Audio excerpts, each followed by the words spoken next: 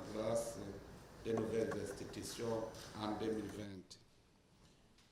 Chers partenaires, auparavant, vous veniez pour ce genre de rencontre pour nous écouter parler.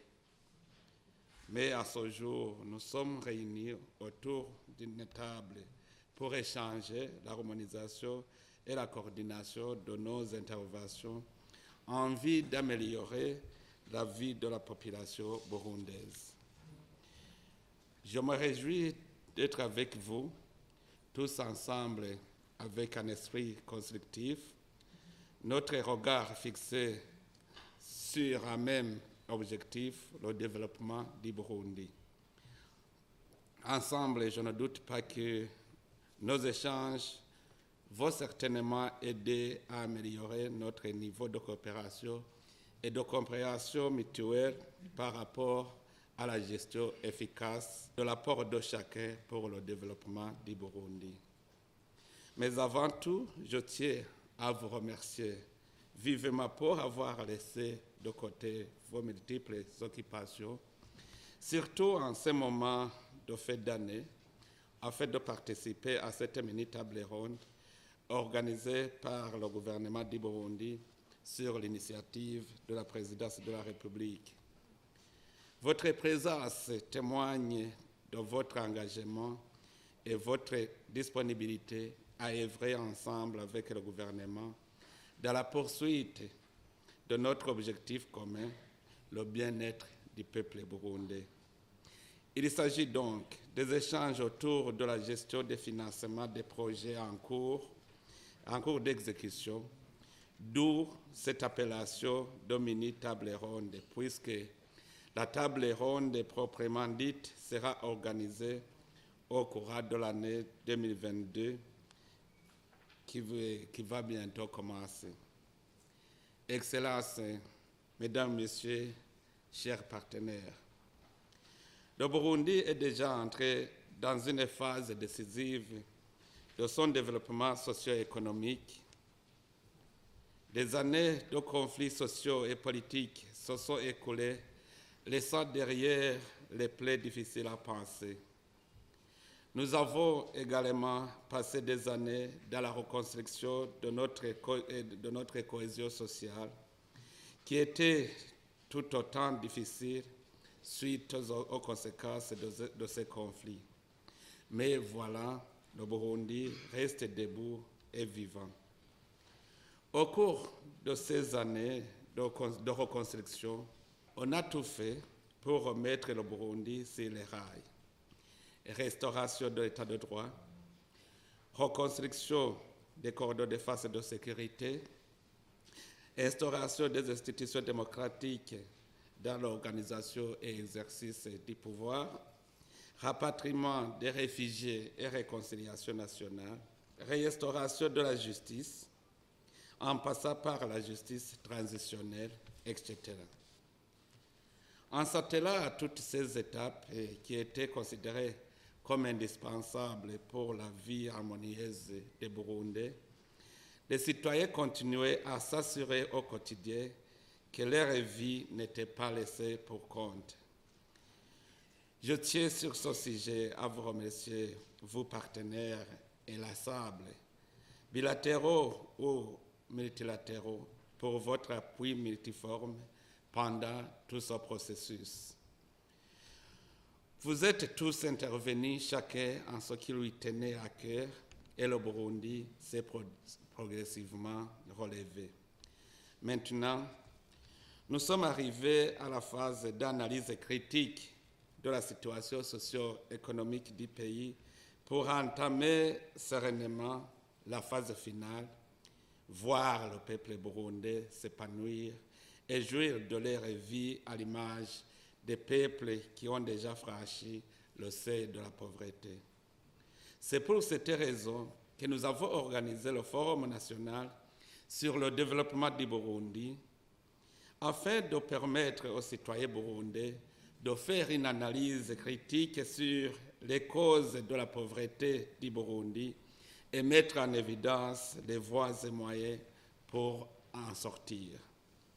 Excellences, Mesdames, Messieurs, Nous devons sortir notre pays de la pauvreté. Je m'y suis engagé et ensemble, avec tous les citoyens, nous y arriverons. C'est aussi pour cela que nous avons pris l'engagement d'organiser cette rencontre de l'exécutif burundais avec ses différents partenaires au développement pour échanger sur les meilleures voies et moyens de coordonner toutes nos actions en vue de répondre aux besoins réels de la population conformément au plan national de développement. Pour arriver à cette décision, nous avons à maintes reprises organisé des retraites gouvernementales pour d'abord faire une autocritique sur le niveau de satisfaction de nos citoyens et ensuite élaborer des plans d'action allant dans le sens de donner des solutions aux desiderata de ces mêmes citoyens. Nous avons tous constaté que beaucoup de choses restent à faire pour le développement du Burundi, mais le plus urgent est de canaliser les fonds disponibles pouvant constituer un capital de démarrage. Mais préalablement, il était impératif de déterminer si le budget disponible est utilisé avec efficacité. Même si le budget de l'État s'avère insuffisant, les lacunes majeures résident dans l'exécution des activités de développement. C'est ainsi que nous avons décidé de mettre en avant la mobilisation au travail de tous les fonctionnaires publics, la mise en œuvre de la politique de décentralisation pour le développement communautaire et la mise en place d'une plateforme d'élaboration des stratégies de mise en œuvre des politiques et de contrôle de l'utilisation à bon escient du budget disponible, y compris celui des partenaires au développement du Burundi. Aujourd'hui, nous allons aborder sans faux fuyant les questions liées au développement du Burundi. Nous allons disséquer nos erreurs et tous les facteurs d'échec et de réussite. Ceci est nécessaire car si nous essayons de comptabiliser les financements pour le développement qui ont été orientés au Burundi, c'est honteux, inconcevable et incompréhensible de voir que le Burundi est toujours compté parmi les pays pauvres avec tous ces financements que je vois sur papier. Je me demande où se sont envolés tous ces financements qui devraient constituer un capital de démarrage pour le développement de notre pays. À ce sujet, le Forum national a fait le même triste constat et a conclu que l'aide au développement est inutile à l'état actuel des choses. Je crois aussi que vous vous en conviendrez avec moi que ce serait une honte de financer un projet avec suffisamment de fonds, mais qu'en fait de compte, on ne trouve aucun signe visible d'amélioration de la vie des citoyens. L'objectif des aides est, je crois, d'appuyer les projets nationaux prioritaires susceptibles de booster la croissance économique du pays bénéficiaire, à l'occurrence le Burundi.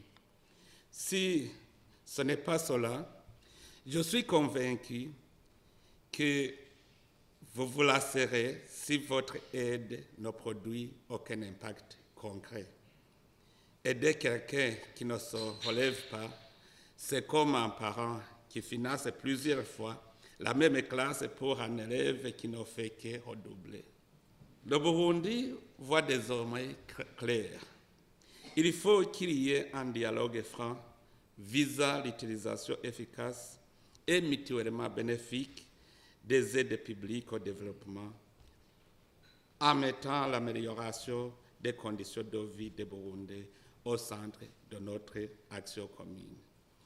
C'est dans ce cadre que nous sommes disposés à recevoir toutes les contributions allant dans le sens d'améliorer différentes interventions en tant que partenaires pour éviter que nos forces ne soient dispersées et ne produisent en fait de compte des résultats contraires à ceux escomptés. Excellences, mesdames, messieurs, mes chers partenaires.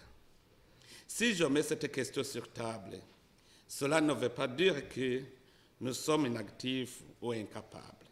Au contraire, nous sommes sur terrain avec le peuple et de cette union au travail, nous enregistrons déjà des résultats qui présagent un avenir radieux pour notre pays. Le peuple burundais est en train de vivre un tournant historique car, étant réconcilié après 15 ans de reconstruction post-conflit, les Burundais veulent maintenant se rattraper en accélérant le processus de développement socio-économique du Burundi et faire de leur pays un pays émergent d'ici 2040. Néanmoins, force est de constater que plusieurs formules de relance économique ont été élaborées et mises en œuvre. Des cadres stratégiques de croissance calqués sur des modèles étrangers, des stratégies, des plans nationaux et multiformes ont été étudiés, mais sans atteindre les résultats escomptés.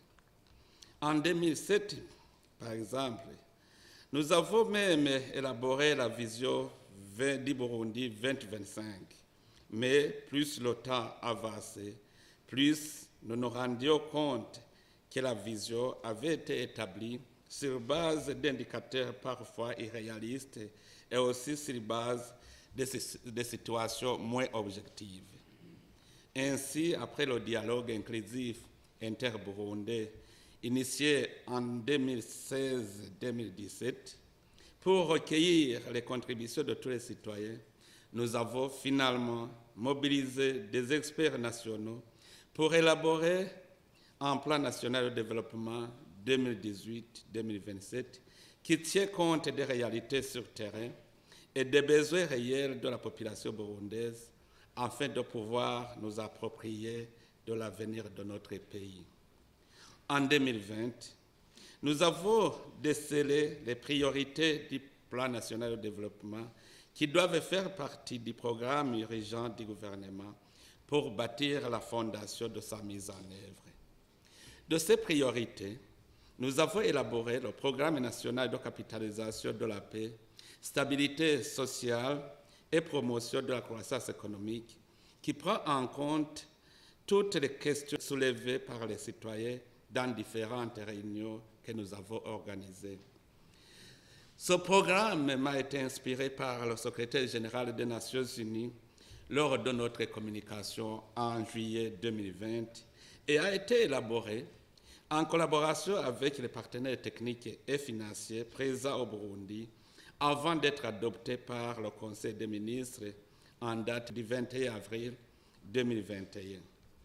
En plus, dans ce programme, nous avons pris en considération des groupes spécifiques comme les rapatriés, les enfants de la rue, les jeunes, les femmes, etc. C'est pour cette raison qu'en particulier nous avons élaboré le programme d'autonomisation économique et d'emploi des jeunes et mis en place la banque d'investissement pour les jeunes et la banque d'investissement pour les femmes, le fonds de garantie et d'accompagnement, ainsi que la politique de refinancement des banques commerciales pour être à même de financer les projets prioritaires de développement initiés par le secteur privé. Dans le cadre de la mise en œuvre de tous ces programmes, la contribution de nos partenaires techniques et financiers s'avère indispensable et incontournable.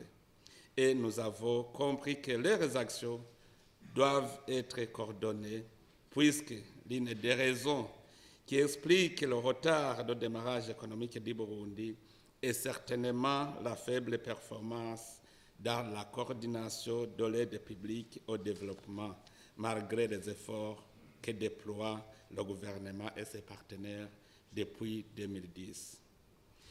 Nous nous réjouissons que dans ces programmes de développement, le gouvernement élabore un plan d'action adapté qui est échelonné annuellement, trimestriellement et mensuellement. Et pour mieux contrôler la bonne gestion des finances publiques, Les engagements budgétaires se font trimestriellement après avoir évalué l'utilisation du budget engagé le trimestre précédent. Cela nous a permis non seulement d'assurer la discipline budgétaire dans son exécution, mais aussi d'évaluer les performances des ministères sectoriels régulièrement et en temps réel. Cette pratique permet aussi de veiller à la bonne gestion des finances publiques. L'autre effet marquant que je ne peux pas manquer de mentionner ici est la mobilisation des citoyens au travail. En effet, la lutte contre la pauvreté est un combat qui se gagne avec la contribution de tout un chacun, sans laisser personne derrière. Nous avons déjà organisé les citoyens dans des groupements coopératifs ou associatifs, et même au niveau des ménages, pour mettre ensemble leurs forces physiques et intellectuelles au service du développement dans leur communauté locale. Grâce à ce système de travail, le gouvernement met à la disposition des citoyens les capacités techniques et financières, ce qui leur permet de produire et de vendre. Cela augmente les revenus de chaque ménage et, comme résultat, vous trouverez que les maisons en paille ont sensiblement diminué dans notre pays. Cela démontre qu'ils produisent assez pour satisfaire en même temps les besoins nutritifs et de logement. Certes, les résultats encourageants sont enregistrés, mais mon gouvernement ne saurait s'en vanter outre mesure car le chemin à parcourir reste encore long. Nous avons encore des cas de malnutrition. Nous enregistrons encore des sans-abri, des maladies opportunistes, l'eau potable qui fait défaut dans certains coins, des carences dans le domaine éducatif et de santé, et j'en passe. Malgré ces améliorations des cadres de l'État dans la conduite des activités et dans le système de financement des activités économiques, il nous semble que les résultats ne sont pas encore palpables. Remarquons également que malgré ces financements des projets de développement par les bailleurs de fonds, les indicateurs du progrès sont encore à rouge. Cela nous conduit à nous poser des questions. Est-ce que ces apports sont réellement bien gérés et servent à l'objectif commun? La situation du Burundi n'est pas encore désespérée. Je ne voudrais pas alors qu'on attende que les choses s'empirent. J'estime que ce moment constitue une excellente opportunité pour nous, qui nous est offerte pour redresser les choses. Le Burundi est comme un enfant bien portant, prêt à atteindre sa majorité. Il a besoin du soutien de sa famille, de son entourage, de ses amis et connaissances pour bien réussir son intégration dans la communauté sans être dépendant. C'est ce que nous voulons car nous avons beaucoup d'opportunités pour le développement intégral du Burundi. Certes, le Burundi bénéficie de plusieurs appuis et interventions de ses partenaires techniques et financiers traditionnels et des ONG internationales, mais leur impact réel sur le développement socio-économique du pays reste à prouver. À ce jour, nous sommes venus pour analyser ensemble, sans faux fiant et objectivement, les lacunes que nous avons pour que notre capital déjà engagé dans le développement soit bien orienté et bien géré au bénéfice du bien-être des citoyens burundais. Sinon, ce serait une hypocrisie contre le peuple burundais si un pays comme le Burundi reste encore classé sur la liste des pays les plus pauvres de la planète alors qu'il bénéficie des aides au développement depuis des années. À ce jour, les financements disponibles avoisinent déjà 2 milliards de dollars. Que dirons-nous? Il n'y a pas de changement dans la vie de la population si l'année prochaine c'est la même chose.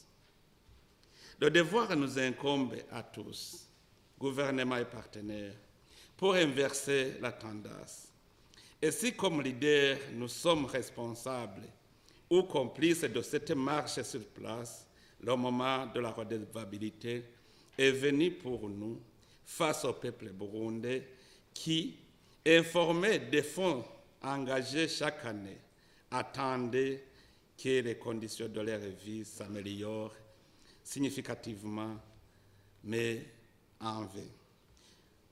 Pour être en concordance avec lui, nous devons engager notre manière de faire. Les choses doivent évoluer vers l'efficacité, l'efficience, la productivité, la durabilité des projets que nous finançons. Financer ce qui ne produit pas, c'est comme un contrat restaurant. On se sert et tu manges, on te sert et tu manges, tu paies et tu pars, alors que la vente va réclamer encore le financement dans notre repas. Pour le développement durable, on ne devrait pas financer deux fois la même chose. Excellences, Mesdames, Messieurs, chers partenaires, les Burundais ont compris notre démarche. Tous ensemble, nous pouvons accélérer notre développement et inscrire le Burundi sur la liste des pays émergents et à une allure remarquable. Les Burundais ont compris que nous devons assurer la sécurité alimentaire et que nous devons avoir des revenus pour subvenir à nos besoins. C'est pour cela que toutes les forces vives de la nation burundaise, les acteurs nationaux étatiques et non étatiques, ceux de l'intérieur comme ceux de la diaspora, se mobilisent pour relever le défi lié à la pauvreté qui jusqu'ici s'oppose et s'impose comme un frein à la croissance économique. Dans ce cadre, le récent Forum national sur le développement du Burundi, dont l'objectif était de faire une analyse critique et mener des réflexions sur les voies et moyens de faire le Burundi un pays émergent d'ici 2040, a vu la participation des milliers de Burundais intellectuels vivant au Burundi ou à l'étranger, et les recommandations qui en sont issues feront objet du plan d'action gouvernemental que nous sommes en train d'élaborer à ce jour. À l'issue de ces assises, il nous est apparu que la mauvaise gestion de l'aide au développement constitue un handicap grave et notre rencontre aujourd'hui nous offre une opportunité d'arrêter des stratégies pour l'aide au développement, pour que l'aide au développement soit considérée comme un booster du développement que le gouvernement, à travers vous, partenaires, met au service du bien-être de la population. Nous sommes unanimes que dans notre pays, il y a beaucoup de forces variées, beaucoup d'intervenants en matière de développement et beaucoup de moyens qui entrent au pays, mais très peu de réalisations concrètes. Nous sommes rassemblés aujourd'hui pour trouver une solution définitive au problème d'inefficacité des aides, car le peuple burundais, dans son maturité démocratique, exige de plus en plus des résultats concrets. Il y a donc urgence que tous les acteurs soient mis à contribution et que toutes les actions soient coordonnées et harmonisées. Nous aimerions que cette mini-table ronde contribue à améliorer l'efficacité des aides, surtout les financements existants et la performance des projets de développement existants et futurs appuyés par les partenaires techniques et financiers. Nous devons tout faire pour que des fonds ne tombent plus jamais en annulation à cause de l'incompétence, de la mauvaise volonté ou de la corruption de certains. Analysons ensemble comment améliorer l'affectation et la coordination de l'aide publique au développement pour que les cadres plus avec les priorités du pays. De notre côté, nous voudrions que les plans d'action annuels des ministères soient harmonisés avec ceux des partenaires techniques et financiers pour inclure des activités, des projets financés par les partenaires techniques et financiers dans leurs secteurs respectifs. Notre souhait est que, à la fin des travaux de cette mini-table ronde, un calendrier pour la mise en place d'une stratégie et d'un mécanisme visant la coordination et la mobilisation des aides soit arrêté pour que toute intervention entre dans le cadre du Plan national de développement et soit cartographiée sur ces axes.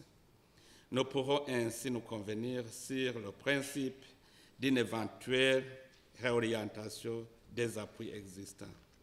Je saisis cette opportunité pour vous informer que nous venons de réformer le Bureau d'études stratégiques et de développement, organe de la présidence, pour y intégrer une cellule chargée de la coordination des aides.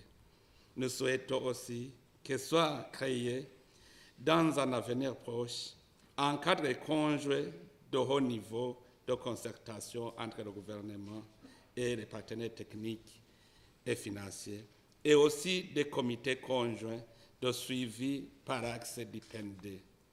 Pour cela, nous aurons besoin de nous convenir sur un plan d'action conjoint entre le gouvernement et les partenaires techniques et financiers pour la mise en œuvre et la concrétisation des conclusions de cette mini-table ronde. Notre objectif est ambitieux, mais est réaliste et réalisable compte tenu des pas déjà franchis, les atouts déjà en présence et les opportunités que le Burundi présente.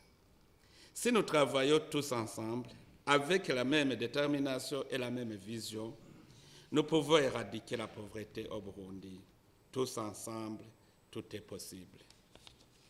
En concluant, Excellences, Mesdames, Messieurs, nous sommes confiants que des partenariats mutuellement profitables sont possibles entre le Burundi et ses partenaires techniques et financiers. Agissant sur base du contexte actuel et nous fixant sur l'avenir, avec la mobilisation des forces vives de la nation, je reste convaincu que le Burundi peut sortir de la liste des pays les plus pauvres dans un proche avenir. Je voudrais, en terminant, réitérer mes remerciements à vous tous partenaires qui s'investissent toujours, jour et nuit, aux côtés du peuple burundais.